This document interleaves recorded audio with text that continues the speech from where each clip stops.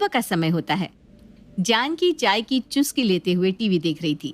तभी उसकी पड़ोसन विमला का वहां आना होता है। अरे जानकी, कहाँ है तू? तुझे पता है, आज तो मैं मरते मरते बची हूँ। ये देख, छत की सीढ़ियों से गिरते हुए सीधे नीचे आ गई।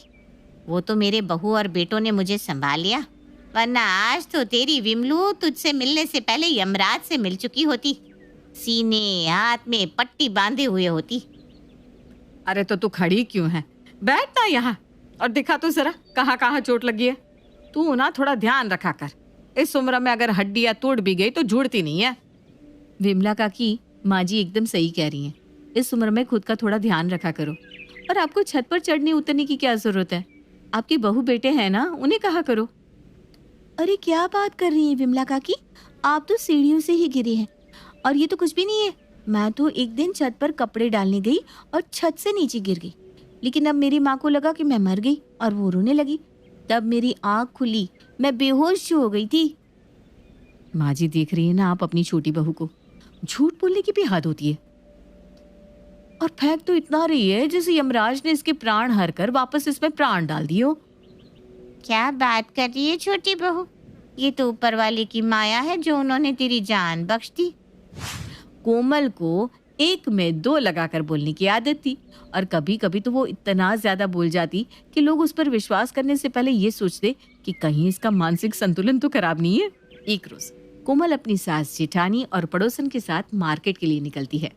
अरे विमला, तेरी बहू को देखती हूँ, फुर्ती में काम करती रहती है, लेकिन मेरी बहू में तो थोड़ी भी फुर्ती नहीं है। अरे तो मैंने अपनी बहू को सर पर थोड़ी ना चढ़ा रखा है। अब जो कहती हूँ वो कर देती है और ना करे तो 1 रुपया ना दो उन्हें। अरे माँ जी, आप ये क्या बोल रही हैं?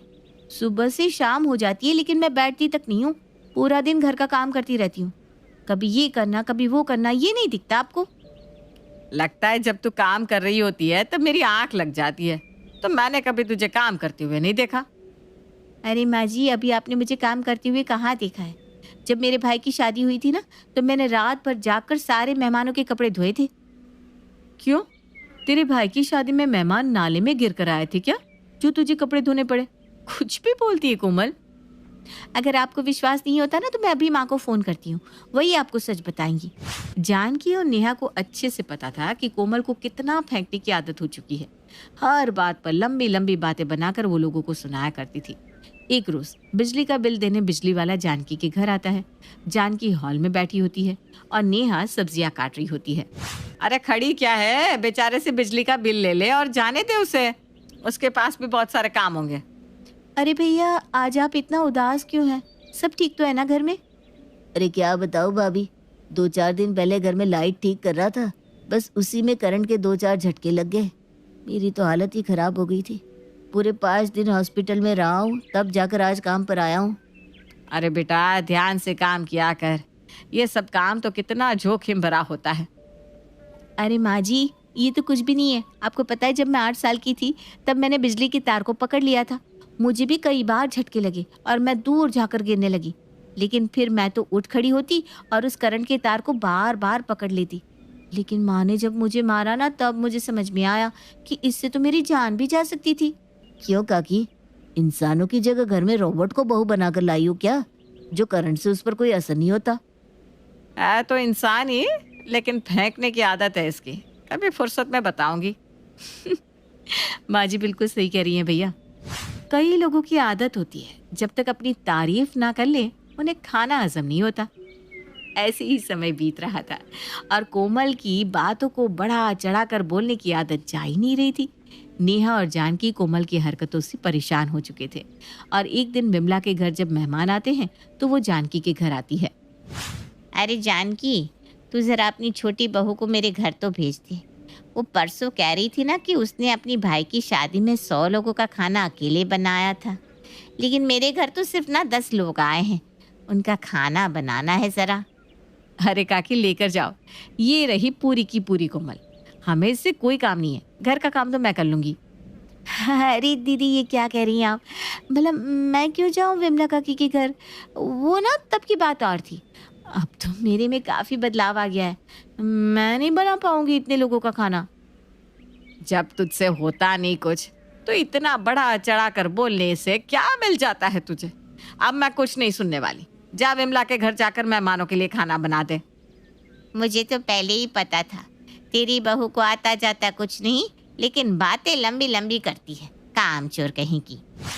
इतना बोलकर विमला वहां से चली जाती है और जानकी अपनी बहू कोमल से कहती है, तू बदनामी करवाने का कोई मौका नहीं छोड़ती। जब तुझसे कुछ होता नहीं तो बोलने की क्या जरूरत थी? वो कहते ना माँ जी, अपने मुंह मियाँ मिट्ठू। वही बात है देवरानी जी के साथ। अरे नहीं, मुझे आता तो सब है, लेकिन मैं क्यों जाऊँ किसी के घर? मैं तो घर से भी नहीं निकलती। वो तो मैंने आपकी इज्जत की लाज रख ली और आपकी पड़ोसन के घर नहीं की, लेकिन आप लोग मुझे कहाँ समझने वाले हैं। ऐसे ही एक रोज विमला और जानकी पार्क में घूमने के लिए निकलते हैं। अरे दीदी, हम भी चले क्या माँ जी और काकी की तरह घूमने? घर में बैठे बैठे मुझ में भी आलस भरता जा रहा है। क्यों? पहले तुम जिम जाती थी क्या? अरे आप जिम जाने की बात कर रही है? मैंने तो 100 किलो वेट उठाया है और ऐसा एक्सरसाइज करती थी कि सामने वाला मुझे देखकर कहता, बस करो बहन जी, इतना तो बॉडी बिल्डर लोग भी नहीं कर पाते। अब इसमें भी कितनी सच्चाई है वो तो तेरे अलावा कोई नहीं जानता। अगर तुझे घूमने जाना है तो चल चलते हैं। इतना बोलने के बाद नेहा कोमल को लेकर पार्क पहुंचती है और घूमने लगती है। जानकी और विमला भी अपनी दोनों बहू को देखकर उनकी तरफ आ रहे होते हैं, लेकिन तभी एक कुत्ता कोमल पर भौंकने लगता है। अरे ये मेरी बहू है ना, देख इसे देखकर कुत्ते भी चुप नहीं रहते। दीदी, आपको पता है ये जो कुत्ता मुझ पर भौंक रहा है ना, मैं अभी चाहूँ तो इसे नचाकर दूर फेंक सकती हूँ, लेकिन मैं ना बेजुबान पर हाथ नहीं उठाना चाहती। क्या बात कर रही है कोमल? फिर तो तू अपनी जान इन कुत्तों से बचा ही सकती है। क्यों, सही कहा ना मैंने? अरे चलो ना, हम चलते हैं, हमें क्या लेना देना। अरे जानकी, तूने सुना अभी तेरी बहू क्या कह रही थी कि वो कुत्तों को हवा में नचाकर फेंक सकती है, लेकिन वो बेजुबान पर हाथ नहीं उठाती। अरे इसे बोला कर थोड़ा चुप रहे। मैं तो कहती हूँ आज इसे अच्छे से सबक सिखा ही दो। क्या बोलती है विमला? अरे कुछ ऐसा वैसा मत कर दियो जिससे लेने के देने पड़ जाए। ये कितना ही बोलेगी, और अब तो सब जानते हैं कि तेरी बहू कितना झूठ बोलती है। जहाँ एक तरफ नेहा और कोमल घूम रहे होते हैं, वहीं पार्क में दूसरी तरफ जानकी और विमला एक बेंच पर बैठे होते हैं। तभी जानकी देखती है कि कोमल पर एक कुत्ता भौंकते हुए उसके पीछे पड़ जाता है और कोमल आगे आगे भाग रही होती है और कुत्ता उसके पीछे पीछे। कुत्ते को भी पता है कौन दिखावे की दुनिया में है, कौन सच्चा और कौन झूठा है। अब तो इसे काटे बिना ये कुत्ता छोड़ेगा भी नहीं।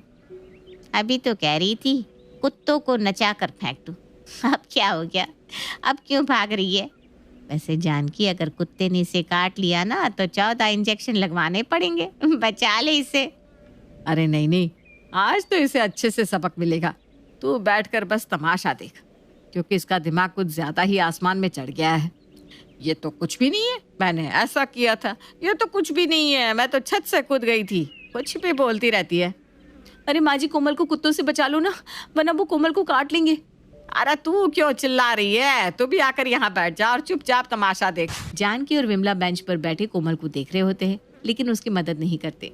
नेहा जैसे तैसे शोर मचाती है तो पार्क में मौजूद लोग कुत्ते को भगाते हैं और कोमल की जान बचती है, लेकिन फिर भी कुत्ता कोमल के हाथों पर पंजा मार ही देता है। इसके बाद कोमल की क्या मजाल जो वो बातों को बढ़ा चढ़ा कर बोले और ये कहे कि ये तो कुछ भी नहीं है, मेरे साथ तो ऐसा हुआ था। उसकी ये बोलने की आदत छूट जाती है।